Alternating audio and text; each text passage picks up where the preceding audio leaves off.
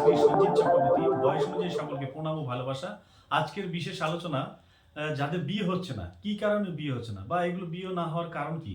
এইগুলো কারণটা জানতে গেলে আগে জানতে হবে পত্নী ঋণ।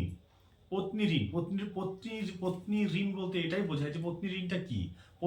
পত্নী ঋণটা বোঝায় এটাই, লাল কিতাব অনুযায়ী, আমাদের জ্যোতিষশাস্ত্রের লাল কিতাব অনুযায়ী যেটা বলা যেতে পারে, যখন সূর্য, চাঁদ, রাহু একই ঘরে অবস্থান করে জন্মপত্রিকায় দ্বিতীয় বা সপ্তম ঘরে অবস্থিত হয়, তখন তাকে পত্নী ঋণ বা পত্নী ঋণ দ্বারা পীড়িত হতে পারে, এটাকে পত্নী ঋণ বলা হয়ে থাকে। তা পত্নী ঋণ কথার অর্থ অনুযায়ী যদি কি কারণে পত্নী ঋণটা হতে পারে, দেখা যাচ্ছে গত জন্মে বা কোনো কারণে তার বংশে কেউ না কেউ বা এই দ্বারা কোনো বাড়ির স্ত্রীকে হত্যা করা হয়েছে বা গর্ভবতী স্ত্রীকে তার সন্তান থেকে আলাদা করা হয়েছে, বা সেই পত্নীকে না খেতে দিবে নানা রকম ভাবে জ্বালা যন্ত্রণা দিয়ে মারা হয়েছে, সেই কারণের জন্য পত্নী ঋণ হতে পারে। এবং সেই পত্নী ঋণের কারণের জন্য অনেক সময় বিবাহিত জীবনে বাধা আসতে পারে এবং বিবাহ নাও হতে পারে। তো সেই বিবাহ হওয়ার জন্য বা এই পত্নী ঋণ দূর করার জন্য বা পত্নীর প্রতিকার করতে গেলে তাহলে দেখা যাবে তার বিবাহ সম্মুখীন হতে পারে। তো কি কারণে বিবাহ কিভাবে এই পত্নী ঋণ শোধ করা যাবে?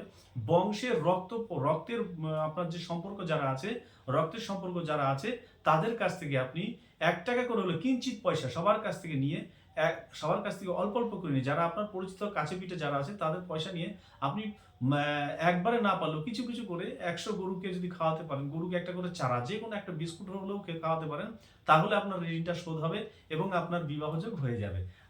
যদি আপনাদের এটা ভালো লেগে থাকে, অবশ্যই আপনার কমেন্ট করুন, শেয়ার করুন এবং নেক্সট ভিডিও আমি সামনে পাঠাচ্ছি। যদি সুস্থ থাকুন, ভালো থাকুন, নমস্কার।